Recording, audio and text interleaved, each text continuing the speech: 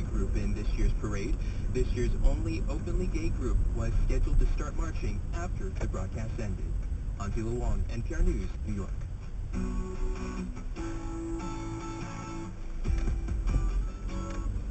News of a very early retirement is jolting the NFL. 24-year-old linebacker Chris Borland says he's retiring after just one season with the San Francisco 49ers out of concern for his safety, and in particular, fear of the effects of repetitive head trauma. I don't think it's worth the risk, Borland told ESPN's Outside the Lines. I just want to live a long, healthy life. It's a unique decision to me. I've done a lot of research of what I've experienced in my past, projected to what I would have to do to be the linebacker I wanted to be, and for me it wasn't worth the risk. Bill Barnwell has been writing about this story for Grantland, and he joins me now. Welcome to the program.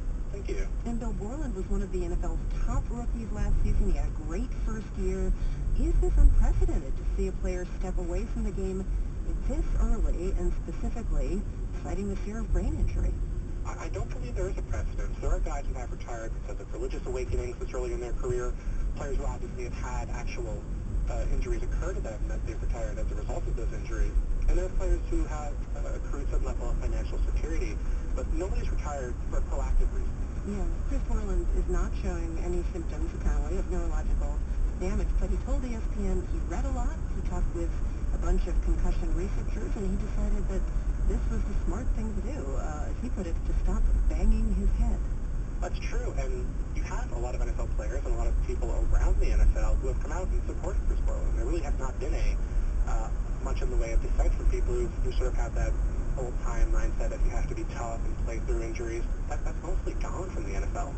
You know, it's worth pointing out here that Chris Borland apparently had just 2 diagnosed concussions. One way back in 8th grade playing soccer, another in high school, maybe one more during training camp with the 49ers.